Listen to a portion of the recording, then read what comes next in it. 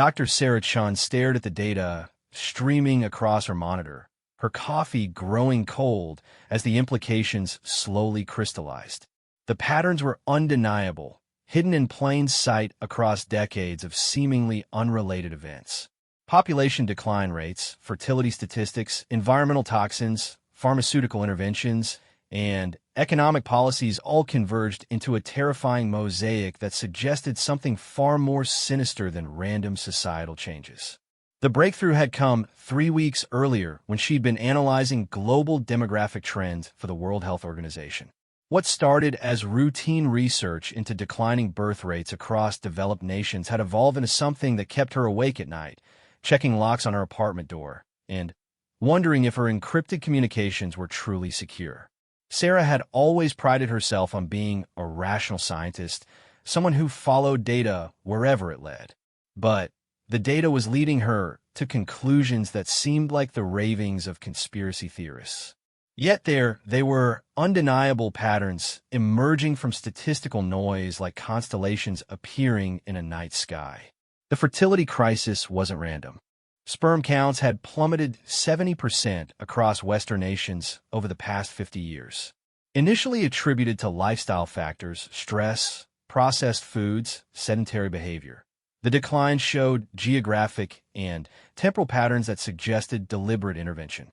Certain regions experienced steeper drops coinciding with the introduction of specific agricultural chemicals, while others remained mysteriously stable despite similar environmental conditions. Her investigation had begun innocently enough. The WHO had tasked her team with identifying factors contributing to demographic transition in developed economies. Standard academic work, the kind that would result in dry policy papers read by bureaucrats and filed away in government databases. But Sarah had always been thorough, perhaps obsessively so, and her methodology involved cross-referencing datasets that most researchers examined in isolation. The pharmaceutical angle had emerged first. New classes of antidepressants, introduced over the past 2 decades, showed remarkable efficacy in treating mood disorders. But they also carried side effects that manufacturers had minimized in clinical trials. Sexual dysfunction, reduced libido, and fertility impacts affected significant percentages of users.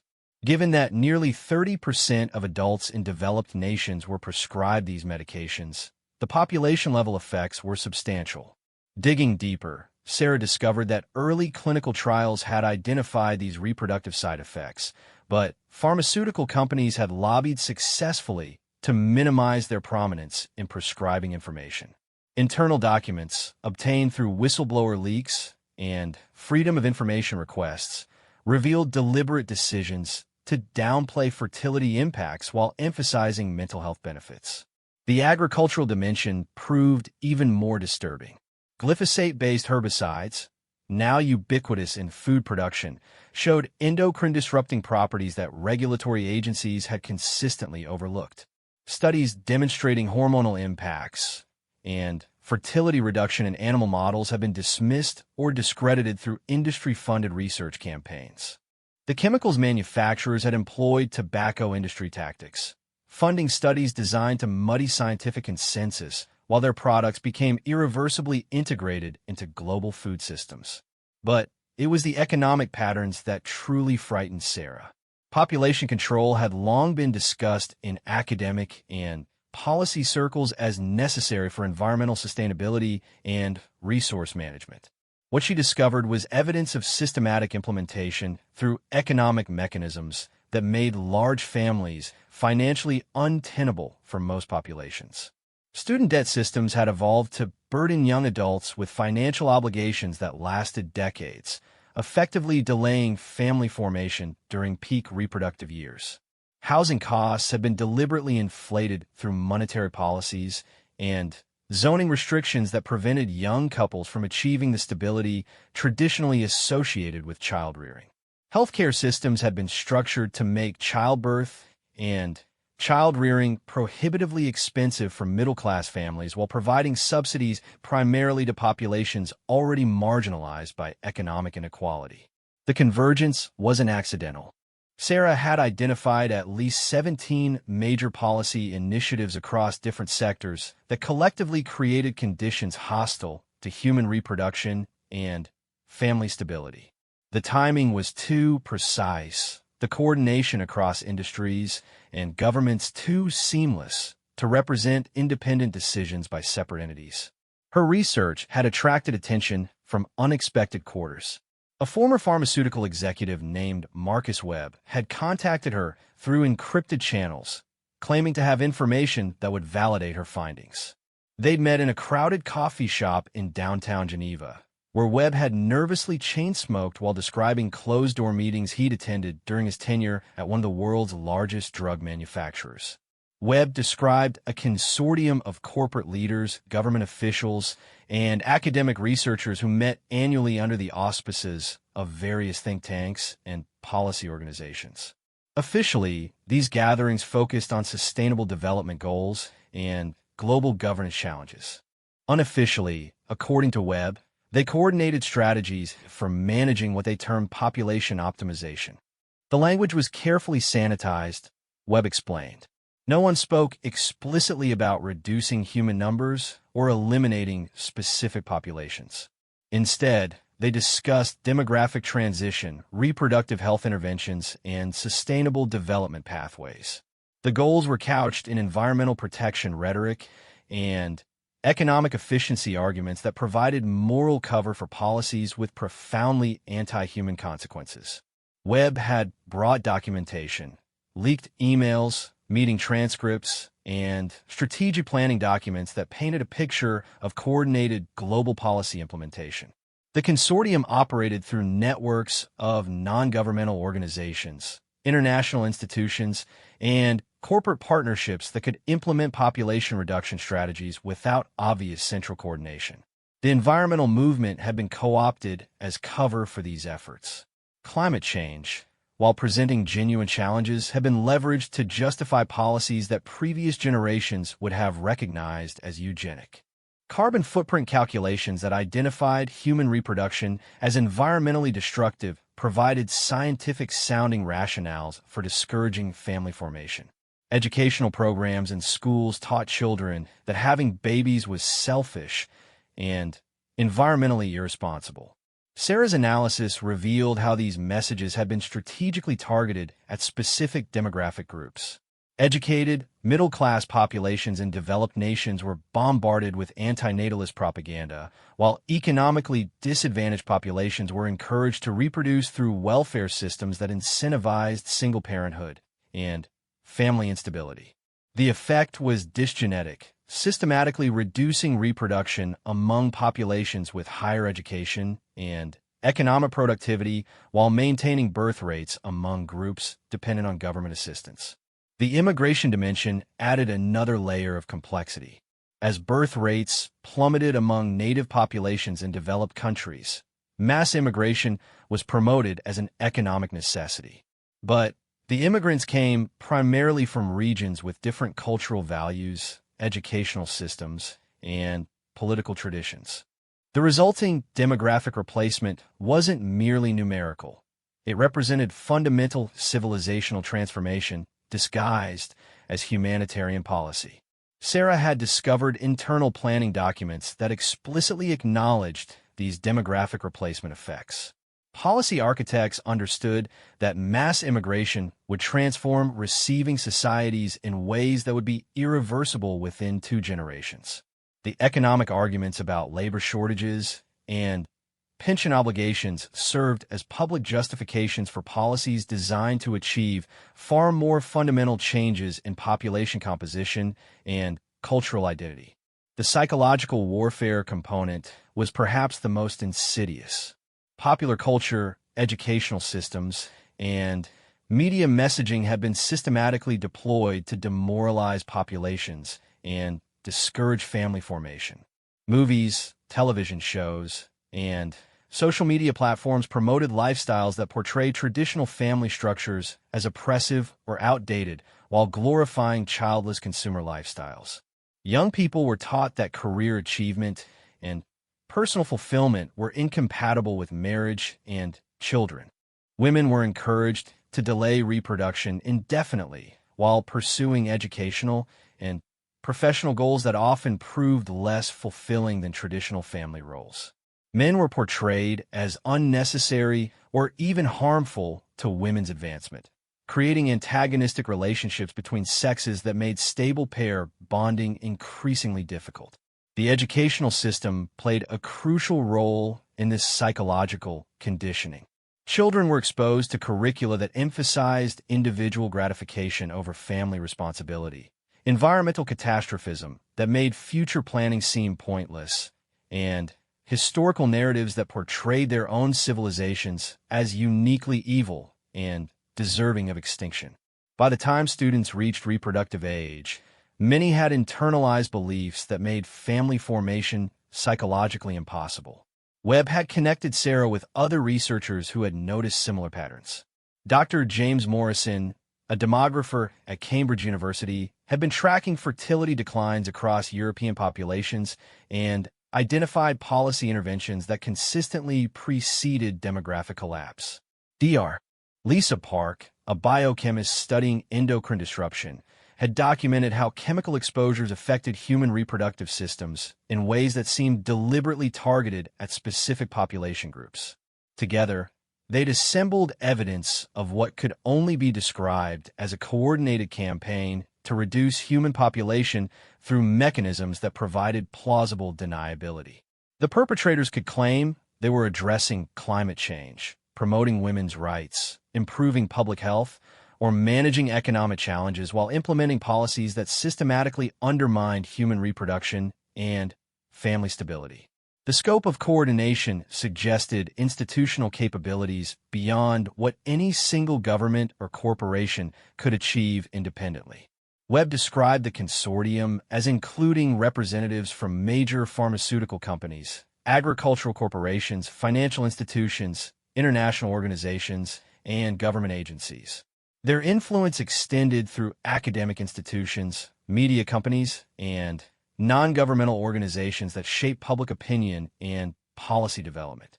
The funding mechanisms were complex and deliberately obscured. Philanthropic foundations established by wealthy industrialists provided grants to academic researchers, policy organizations, and advocacy groups that promoted population reduction goals while maintaining facades of independence. Corporate social responsibility initiatives funded programs that promoted anti-natalist values while generating positive publicity for participating companies. Sarah had traced financial flows from these foundations through networks of intermediary organizations to specific policy initiatives and cultural interventions. The same funding sources supported academic research that questioned the value of human reproduction, media productions that promoted childless lifestyles, educational programs that discouraged family formation, and political campaigns that implemented hostile demographic policies. The international dimension was particularly concerning. Organizations like the World Health Organization, United Nations Population Fund, and World Economic Forum have been captured by individuals committed to population reduction goals. Their policy recommendations were implemented by national governments through various forms of pressure and incentive systems that made resistance politically costly. Trade agreements included provisions that required participating countries to adopt specific demographic policies as conditions for market access. International aid programs incentivized population control measures in developing nations while supporting mass immigration that served demographic replacement goals in developed countries. Global governance initiatives promoted standardized policies that eliminated local autonomy over population-related decisions. Sarah's investigation had revealed the ideological foundations underlying these efforts. The consortium subscribed to neo-Malthusian theories that viewed human population growth as fundamentally unsustainable and incompatible with environmental preservation.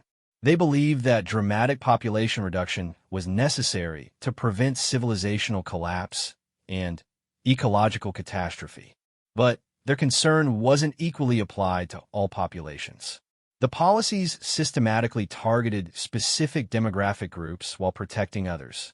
Educated, productive populations in developed nations face the most aggressive antinatalist interventions, while less economically advanced populations were often encouraged to reproduce and migrate to developed countries. This pattern suggested that environmental concerns were secondary to other objectives.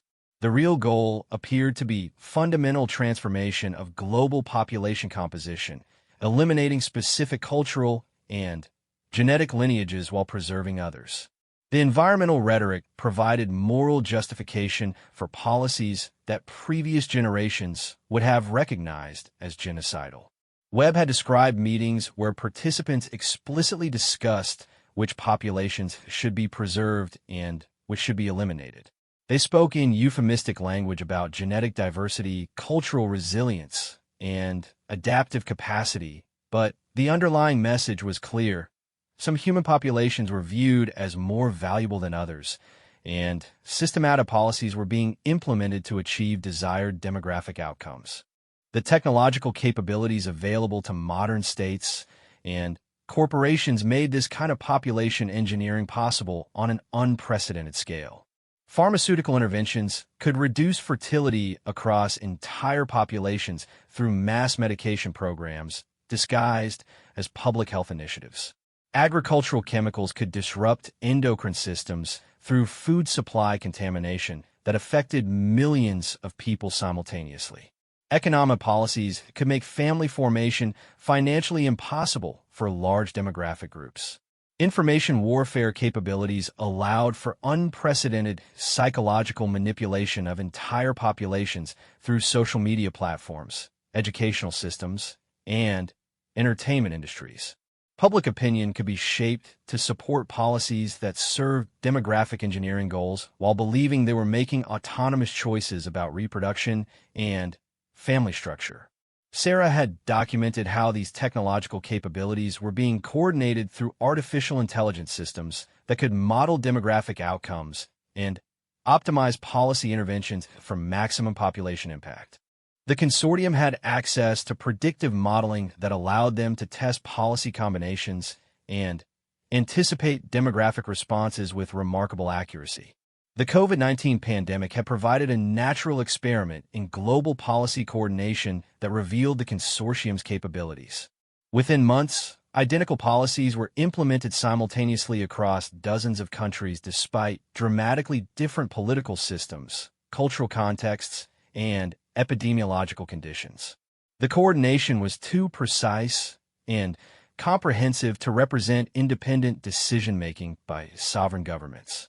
The pandemic response had also normalized unprecedented government interference in private life, including reproductive decisions. Lockdown policies separated couples, delayed marriages, and created economic uncertainty that discouraged family formation. Vaccine mandates included requirements for pregnant women despite limited safety data, while promoting product from pharmaceutical companies that were consortium members. Recovery policies emphasized building back better through initiatives that accelerated pre-existing demographic engineering programs. Climate change responses received increased funding and expanded authority. Economic support programs reinforced dependency relationships that discouraged family formation. Immigration policies accelerated population replacement processes that had been developing over previous decades. Sarah realized that the pandemic had been leveraged to advance long-term demographic objectives under emergency authority that bypassed normal democratic processes. The public health justifications provided cover for policies that served population reduction goals while appearing to address immediate medical needs. The evidence was overwhelming, but Sarah understood that publicizing her findings would be extremely dangerous. Webb had warned her about researchers who had attempted to expose similar information in the past. Some had been discredited through coordinated media campaigns. Others had lost academic positions or research funding. A few had experienced more serious consequences: accidents, sudden illnesses, or legal problems that effectively silenced their work. The consortium's influence extended through media organizations that could control public narratives about demographic research. Journalists who investigated population engineering stories found their work suppressed or distorted. Academic publishers rejected research that challenged orthodox population theories. Social media platforms censored content that questioned official demographic policies. Sarah had taken precautions, distributing copies of her research through encrypted channels to journalists, academics, and activists in multiple countries.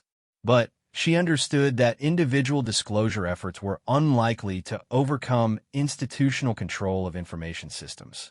The consortium's influence was too comprehensive and their resources too extensive for isolated whistleblowing to succeed. The psychological burden of her discoveries was becoming overwhelming.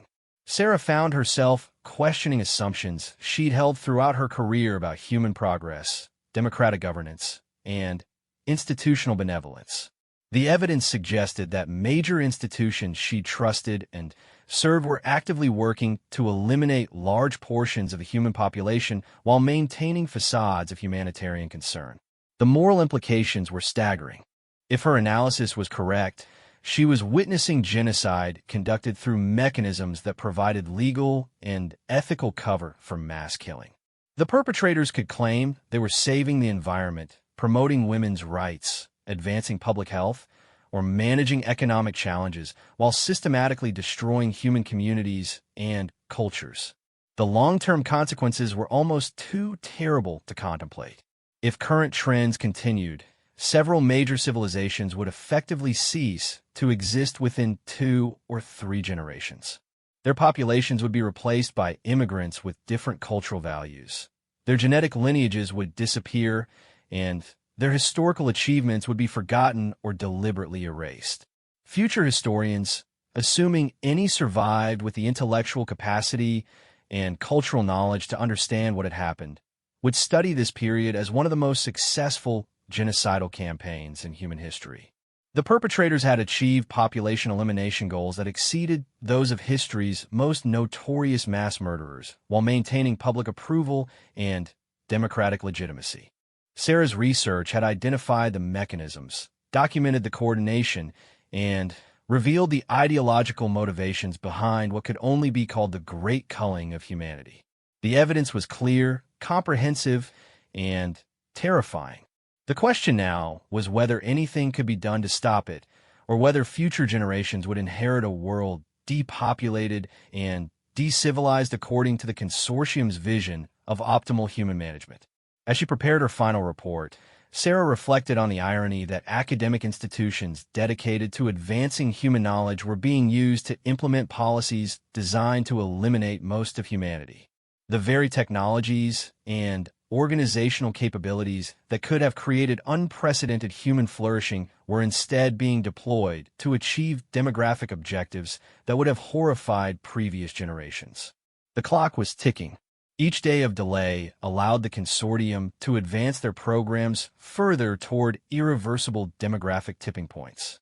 Once native populations fell below replacement levels and immigration reached critical thresholds, the transformation would become unstoppable through normal political processes. The window for resistance was closing rapidly. Sarah uploaded her research to secure servers, knowing that her academic career was over and her personal safety was now at risk. But the truth demanded disclosure, regardless of consequences. Humanity deserved to know what was being done to them and why. Whether they would have the courage and capability to resist remained an open question that would determine the future of human civilization. The response came faster than she'd expected. Within 72 hours of her encrypted data release, Sarah noticed unmarked vehicles parked outside her apartment building. Her university access card stopped working without explanation, and her research funding was suspended pending administrative review. Colleagues who had collaborated with her for years suddenly became unavailable, their assistants claiming they were traveling or in meetings indefinitely. Dr. Morrison from Cambridge contacted her through an encrypted messaging app, reporting similar harassment. His research grant had been terminated, and university administrators were conducting an investigation into his research methodology that threatened his tenure. Dr. Park had gone underground entirely after receiving explicit threats against her family. But Webb had prepared them for this response. Before disappearing himself, he provided Sarah with a network of journalists, activists, and alternative researchers who operated outside traditional institutional structures. These individuals had been documenting similar patterns independently and were eager to collaborate on exposing the consortium's activities. The underground network was surprisingly extensive. Sarah discovered that resistance to the Great Culling had been developing for years among people who had noticed demographic warfare tactics, but lacked the institutional access to document them comprehensively. Her academic credentials and systematic research provided the missing credibility that grassroots investigators had needed to validate their observations. Maria Santos, an investigative journalist who had been blacklisted by mainstream media for questioning pharmaceutical industry practices, had compiled extensive documentation of vaccine injury patterns that correlated with fertility decline. Her work had been systematically censored by social media platforms and fact-checking organizations, but she maintained detailed records of the suppression efforts that revealed coordination between tech companies and government agencies. Santos had identified a pattern of adverse events that pharmaceutical companies and regulatory agencies had consistently dismissed or minimized. Young women experiencing menstrual irregularities after vaccination were told their symptoms were coincidental or stress-related. Men reporting sexual dysfunction were advised that the benefits of vaccination outweighed minor side effects. Couples struggling with infertility after receiving multiple doses were assured that correlation didn't imply causation. But Santos had tracked these reports across multiple databases and geographic regions, revealing patterns that suggested deliberate targeting of reproductive systems. Certain vaccine batches showed dramatically higher rates of reproductive adverse events than others, suggesting quality control problems that were being ignored or covered up by regulatory agencies. The military dimension of the culling operation became apparent through contacts with retired intelligence officers who had observed similar patterns in their professional work. Colonel David Harrison, formerly with Defense Intelligence, had noticed demographic warfare tactics being deployed against enemy populations that were now being implemented domestically. Harrison described classified operations where food supply contamination, pharmaceutical interventions, and psychological warfare had been used to reduce enemy population capacity and morale. The same techniques that had been developed for foreign military applications were being adapted for domestic use through civilian institutions that provided legal cover for activities that would be considered war crimes if implemented by uniformed military personnel. The intelligence applications were particularly sophisticated. Social media platforms collected detailed behavioral and biological data that allowed for targeted interventions based on individual genetic profiles, political beliefs, and reproductive potential. Algorithmic systems could identify individuals most likely to reproduce successfully and deliver content specifically designed to discourage family formation among those populations. Harrison had documentation showing that intelligence agencies were collaborating with tech companies to implement psychological operations that targeted specific demographic groups with antinatalist messaging while promoting different content to populations the consortium wanted to preserve. The precision was remarkable. Couples could receive completely different social media content based on their genetic markers and reproductive history. The financial mechanisms underlying the culling operation revealed the true scope of institutional capture. Sarah's network had uncovered evidence that major investment funds were coordinating market manipulation to achieve demographic objectives through economic pressure. Housing costs, student debt systems, and employment markets were being deliberately manipulated to make family formation financially impossible for target populations. BlackRock, Vanguard, and State Street, the three largest investment funds in the world, collectively controlled enough corporate stock to coordinate policy implementation across multiple industries simultaneously. Their environmental, social, and governance investment criteria were being used to pressure companies into adopting policies that serve population reduction goals while appearing to advance progressive social values. These investment funds had captured regulatory agencies through personnel exchanges that created revolving door relationships between government and private sector leadership. Former securities and exchange commission officials joined investment fund management teams, while fund executives moved into regulatory positions where they could implement policies favoring their former employers. The coordination was so comprehensive that resistance required operating entirely outside traditional financial and institutional systems. Sarah's network had begun developing alternative communication platforms, funding mechanisms, and information distribution systems that couldn't be controlled or censored by consortium-affiliated organizations. The technological surveillance apparatus supporting the culling operation was more extensive than most people realized. Smartphones, social media platforms, search engines, and internet service providers collected behavioral data that fed into artificial intelligence systems designed to predict and manipulate human reproductive decisions. The same companies that marketed their products as connecting people and improving lives were implementing technologies that systematically undermined human relationships and family formation. Amazon's Alexa and Google's voice assistants monitored private conversations for keywords related to family planning and relationship discussions. Dating apps used algorithmic manipulation to prevent stable pair bonding by promoting casual relationships over marriage-oriented partnerships. Social media platforms suppressed content promoting traditional family values while amplifying messaging that discouraged reproduction. The data collected through these surveillance systems allowed for unprecedented precision in demographic targeting. Individuals could be identified as likely to form stable families and reproduce successfully, then subjected to coordinated interventions designed to disrupt those outcomes. Economic pressure, social manipulation, pharmaceutical interventions, and environmental exposures could be tailored to specific individuals based on their behavioral profiles and genetic characteristics. Sarah had obtained leaked documents describing social credit systems being developed for implementation in Western nations that would provide explicit incentives and punishments based on reproductive behavior. Couples who remained childless would receive preferential treatment for housing, employment, and financial services. Families with multiple children would face systematic discrimination that made their lifestyle choices economically unsustainable. The cultural programming component of the operation was perhaps the most insidious because it convinced target populations to embrace their own demographic elimination. Entertainment industries, educational institutions, and media organizations have been systematically captured to promote values and behaviors that reduced reproductive success, while portraying these choices as empowering and progressive. Hollywood productions consistently portrayed traditional families as dysfunctional while celebrating alternative lifestyles that didn't produce children.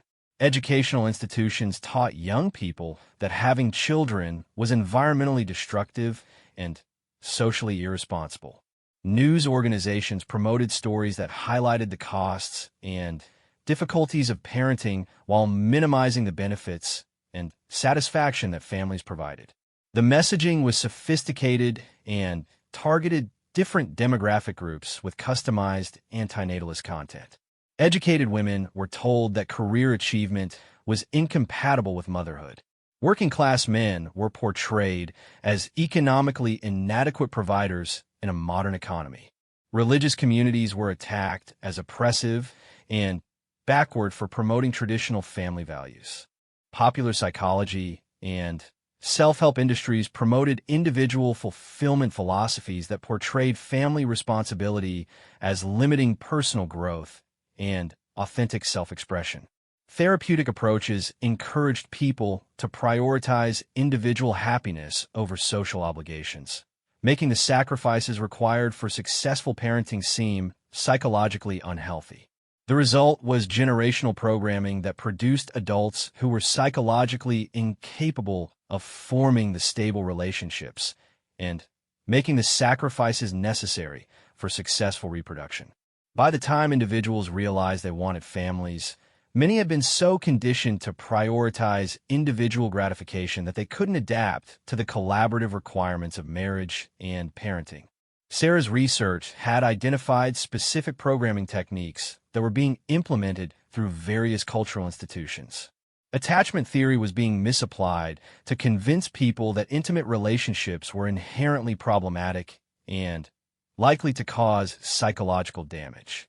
Feminist ideology was being weaponized to create antagonistic relationships between men and women that made cooperation and mutual support difficult or impossible.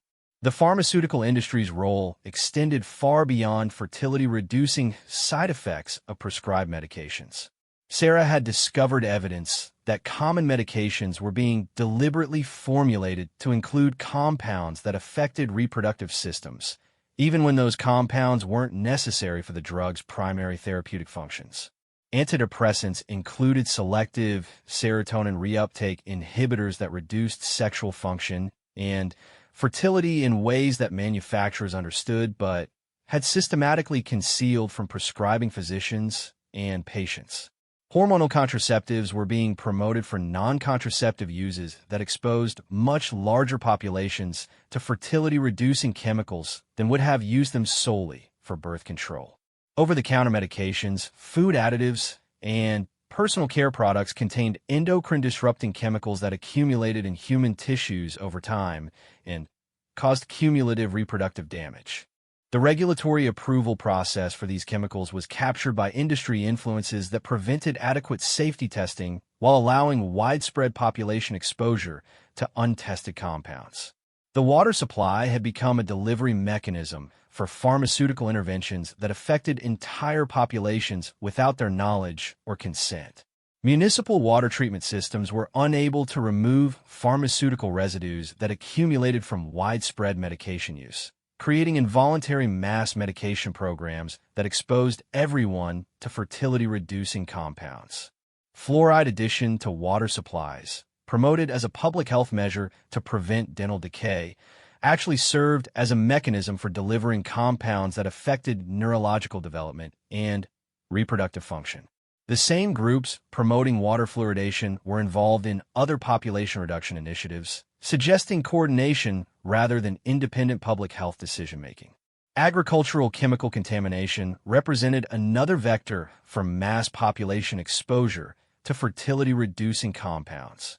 Glyphosate residues in food products exposed virtually everyone in developed nations to endocrine-disrupting chemicals that accumulated in human tissues and interfered with reproductive systems across multiple generations. The regulatory capture that prevented adequate safety testing of agricultural chemicals was coordinated with similar capture of pharmaceutical and food additive approval processes. The same personnel moved between regulatory agencies and the industries they were supposedly overseeing, creating systematic conflicts of interest that prioritize corporate profits over human reproductive health. Sarah had documented how organic and natural food movements have been co-opted to serve population reduction goals rather than genuinely protecting human health. Organic agriculture standards allowed certain chemicals and processing methods that still expose consumers to fertility-reducing compounds, while the premium pricing made genuinely safe food accessible only to wealthy populations that the consortium wanted to preserve. The immigration policies that complemented domestic population reduction were being coordinated at international levels through organizations that claimed to address humanitarian concerns, but actually served demographic replacement objectives.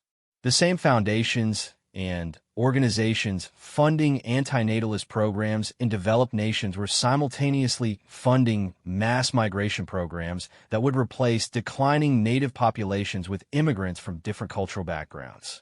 The selection criteria for immigration programs favored individuals and groups that were unlikely to assimilate into existing cultural and political systems.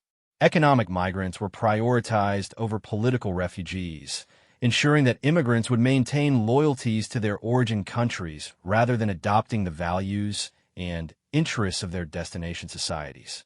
Chain migration policies allowed small numbers of initial immigrants to bring extended family networks that could rapidly transform the demographic composition of entire regions. These policies were promoted as family reunification measures, but were actually designed to accelerate population replacement beyond what direct immigration alone could achieve. Refugee resettlement programs were being manipulated to relocate populations from regions with high birth rates to areas with declining native fertility.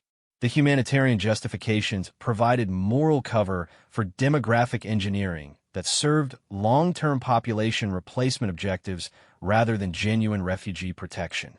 The legal and political systems in destination countries were being modified to accommodate immigrant populations in ways that accelerated cultural transformation. Multiculturalism policies prevented assimilation while promoting separate community development that fragmented social cohesion and political unity among existing populations. Sarah realized that resistance to the Great Culling required understanding its comprehensive nature and developing equally comprehensive counterstrategies. Isolated efforts to address individual components, pharmaceutical safety, agricultural chemicals, economic policies, cultural programming, were insufficient because the consortium could compensate through other intervention mechanisms. Effective resistance required coordinated efforts across multiple domains simultaneously. Alternative economic systems that supported family formation, educational approaches that promoted traditional values, information networks that circumvented mainstream media control, and political movements that prioritized demographic restoration over short-term economic concerns. The time for gradual reform had passed. The culling operation had progressed too far and achieved too much institutional capture for conventional political processes to reverse the demographic trends. Only radical alternatives that operated outside capture institutions could provide the foundation for human population recovery and civilizational preservation.